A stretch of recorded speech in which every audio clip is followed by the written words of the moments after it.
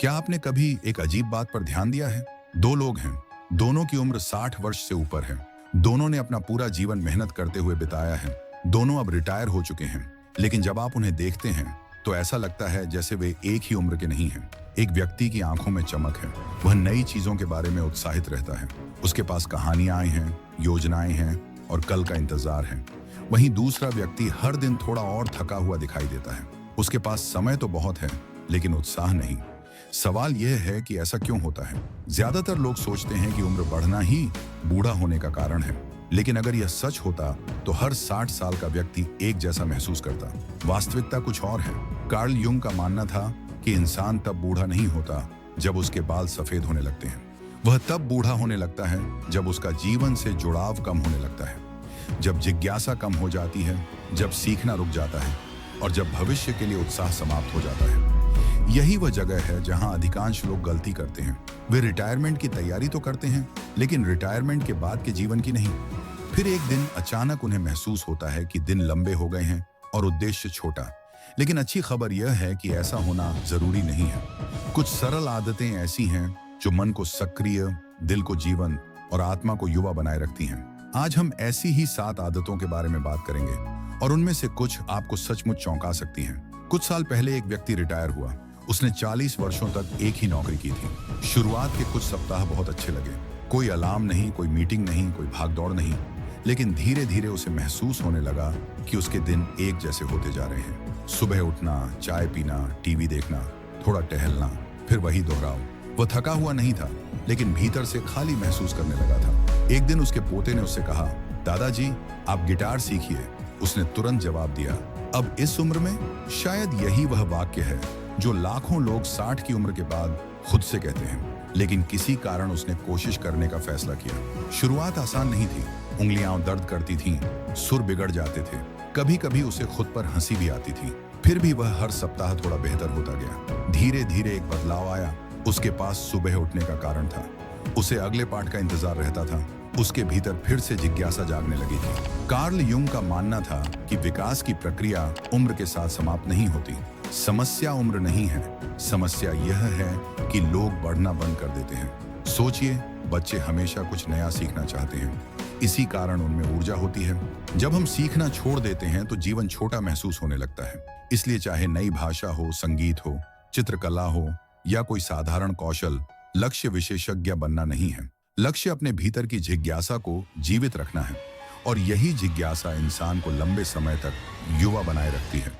अब दिलचस्प बात यह है कि जवान बने रहने के लिए हमेशा कुछ बड़ा करना जरूरी नहीं होता। कभी कभी सबसे गहरा बदलाव सबसे साधारण आदतों से आता है। ऐसी ही दूसरी आदत है उद्देश्य के साथ चलना। सिर्फ इसलिए नहीं कि डॉक्टर ने कहा है या फिट रहने के लिए, बल्कि इसलिए कि आप दुनिया को फिर से देखना चाहते हैं। एक महिला थी जिनका नाम हेलेन था। रिटायरमेंट के बाद उन्होंने खुद को एक छोटा सा चुनौतीपूर्ण नियम दिया। हर सुबह टहलने निकलना और कम से कम एक नई चीज नोटिस करना। कभी कोई नया फूल, कभी किसी पेड़ पर बैठा पक्षी, कभी किसी अजनबी की मुस्कान। धीरे धीरे वही पुरानी सड़कें उन्हें नई लगने लगी। उन्हें एहसास हुआ कि दुनिया उबाऊ नहीं हुई थी, बस उनका ध्यान भटक गया था। कार्ल युंग अक्सर जागरूकता की बात करते थे। वर्तमान क्षण को देखना, महसूस करना और उसके साथ जुड़ना।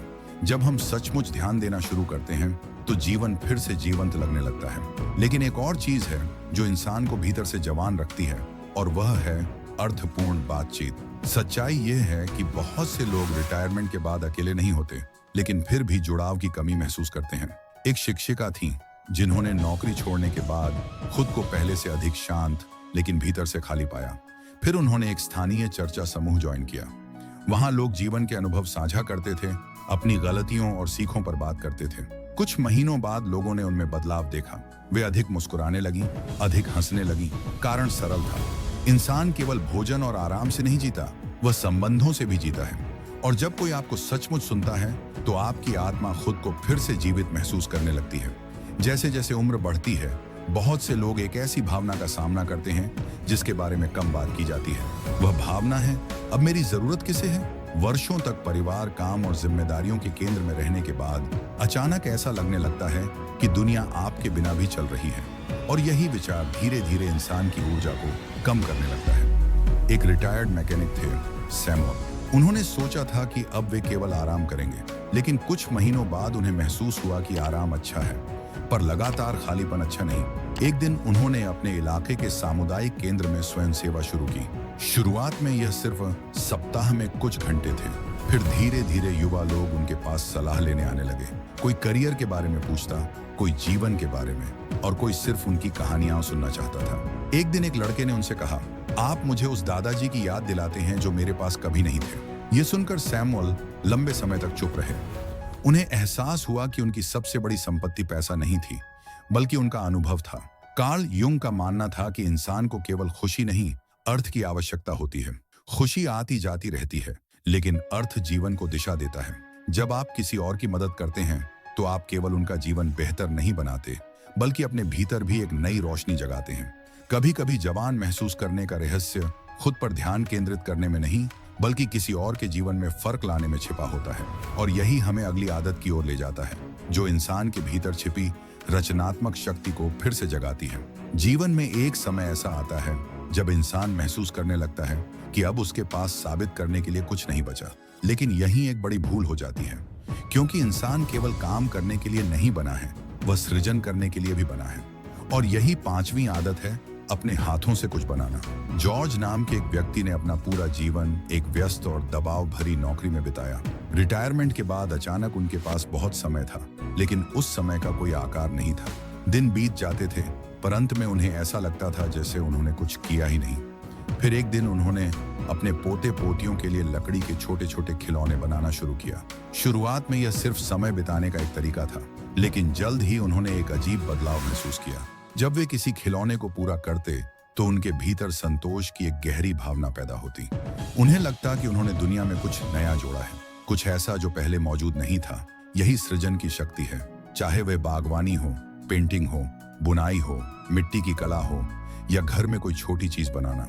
जब आप अपने हाथों से कुछ रचते हैं तो आपका ध्यान चिंताओं से हटकर वर्तमान क्षण में आ जाता है।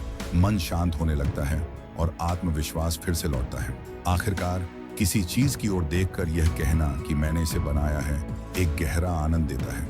लेकिन अगली आदत उससे भी अधिक आश्चर्यजनक है, क्योंकि यह हमें उस चीज की याद दिलाती है जिसे अधिकांश वयस्क उम्र बढ़ने के साथ खो देते हैं, खेलना। जब हम बच्चे होते हैं तो खेलना हमारी प्रकृति का हिस्सा होता है। हम बिना किसी कारण हंसते हैं, दौड़ते हैं, नई चीजें आजमाते हैं और हर छोटे अनुभव में आनंद ढूंढ लेते हैं। लेकिन जैसे जैसे उम्र बढ़ती है, जिम्मेदारियां बढ़ती जाती हैं और धीरे धीरे हम ये मानने लगते हैं कि गंभीर होना ही परिपक्वता की निशानी है। यही बहुत से लोग एक महत्वपूर्ण चीज खो देते हैं, वे खेलना छोड़ देते हैं। वे केवल वही काम करते हैं जो उपयोगी, जरूरी या उत्पादक हो। लेकिन जीवन केवल उत्पादक होने का नाम नहीं है, जीवन का एक हिस्सा आनंद भी है। जरा उन दादा दादियों को देखिए जो अपने पोते पोतियों के साथ खेलते हैं। वे दौड़ते हैं, हंसते हैं, मजाक करते हैं और कुछ समय के लिए अपनी उम्र भूल जाते हैं। उस पल में उनके चेहरे पर जो चमक दिखाई देती है वह किसी दवा या उपचार से नहीं आती, वह खुशी से आती है। कार्ल युंग का मानना था कि रचनात्मकता और जीवन शक्ति का गहरा संबंध खेल की भावना से है। खेलना बचकानापन नहीं है, बल्कि जीवंतता का प्रमाण है। चाहे वह नृत्य हो, बोर्ड गेम हो, दोस्तों के साथ हंसी मजाक हो, मछली पकड़ना हो या कार में अकेले गाना गाना, गतिविधि उतनी महत्वपूर्ण नहीं है जितना उससे मिलने वाला आनंद। सच्चाई यह है कि जो लोग हंसना और आनंद लेना बंद कर देते हैं वे अक्सर उम्र से पहले बूढ़े महसूस करने लगते हैं।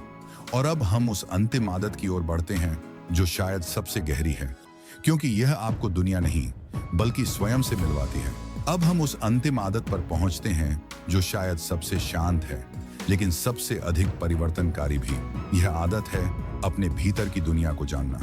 अधिकांश लोग अपना पूरा जीवन बाहरी दुनिया को समझने में बिताते हैं। वे लोगों को समझते हैं, काम को समझते हैं, जिम्मेदारियों को समझते हैं, लेकिन बहुत कम लोग वास्तव में खुद को समझने के लिए समय निकालते हैं। क्लारा नाम की एक महिला ने 65 वर्ष की उम्र में डायरी लिखना शुरू किया।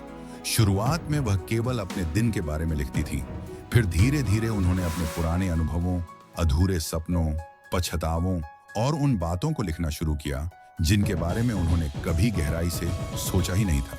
कुछ वर्षों बाद उन्होंने एक बात कही जो बेहद सुंदर थी। उन्होंने कहा, पहली बार मुझे लगता है कि मैं खुद को सच में जानती हूँ। कार्ल युंग का मानना था कि जीवन का दूसरा भाग केवल उम्र बढ़ाने के लिए नहीं होता, बल्कि स्वयं को खोजने के लिए होता है। ध्यान, प्रार्थना, आत्मचिंतन, डायरी लेखन या कुछ समय अकेले बैठकर अपने विचारों को सुनना, ये सभी अभ्यास हमें भीतर से हल्का और स्वतंत्र बनाते हैं। तो आज हमने 7 आदतों की बात की। कुछ नया सीखना, उद्देश्य के साथ चलना, अर्थपूर्ण बातचीत करना, दूसरों की मदद करना, अपने हाथों से कुछ बनाना, खेलना और हंसना, और अंत में स्वयं को समझना। ध्यान दीजिए, इनमें से किसी भी आदत के लिए युवावस्था, धन या विशेष परिस्थितियों की आवश्यकता नहीं है। उम्र बढ़ना जीवन का नियम है, लेकिन भीतर से बूढ़ा होना एक चुनाव है। जो व्यक्ति सीखता रहता है, जुड़ा रहता है, हंसता रहता है और बढ़ता रहता है, उसकी आत्मा लंबे समय तक युवा बनी रहती है। अब मैं आपसे पूछना चाहता हूँ, इन 7 आदतों में से कौन सी आदत आप पहले से अपनाते हैं और कौन सी आदत आप इस सप्ताह शुरू करने वाले हैं? आपकी कहानी शायद किसी और के जीवन में नई प्रेरणा जगा दे।